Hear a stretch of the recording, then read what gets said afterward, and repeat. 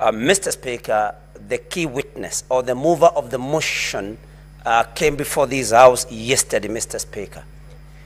And although I'm not a lawyer, but I know that it is there in the rules of natural justice that whoever alleges must prove.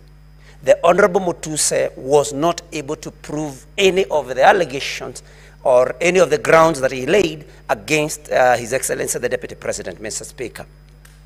Mr. Speaker, Kenyans were and are watching these proceedings. They were able to see the cross-examination and to hear the cross-examination of the Honorable Methu, Mr. Speaker.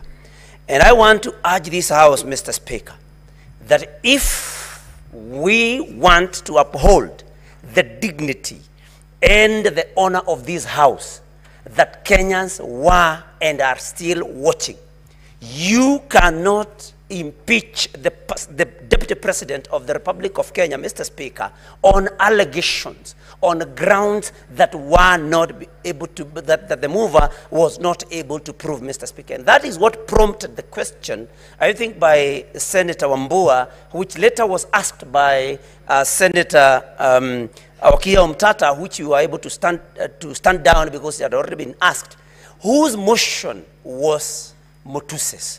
Because it was not his motion.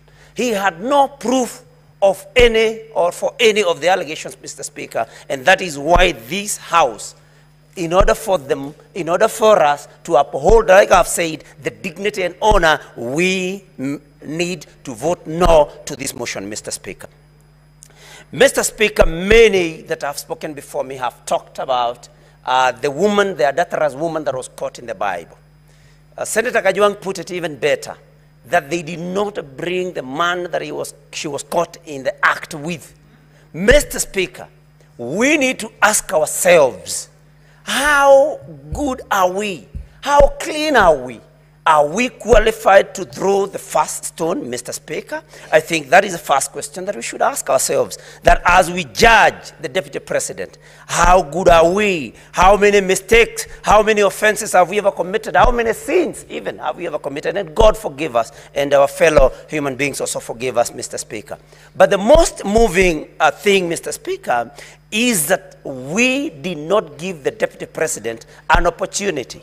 I know, of course, the motion to defer this particular, to adjourn up to Saturday did not pass. But, Mr. Speaker, under Section 50 of our Constitution, Mr. Speaker, 50-0, Mr. Speaker, we need to give any person, 50-0, that is 50, Mr. Speaker, 2F, to be present and when being tried, unless the conduct of the accused person makes it impossible for the trial to proceed. Mr. Speaker, the Deputy President was taken ill, according to what the council reported to this House.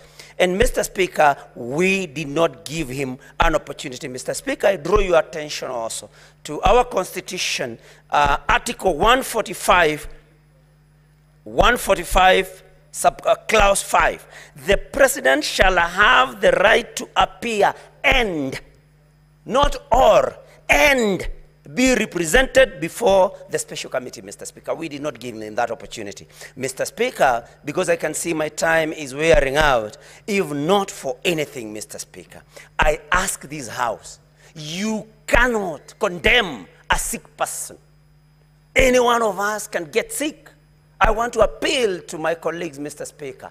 Nobody chooses when to get sick and when to be in good health. You cannot, we cannot afford to judge a person, to condemn a person when they are in hospital, Mr. Speaker. And so I want to appeal to the members of this House that if not for anything else, you consider that the Deputy President has been taken ill and show the necessary compassion. And, Mr. Speaker, I want to my majority leader is here, and he made a statement that was very disturbing, that even those that are saying that it can bring division should. Senator Mogene.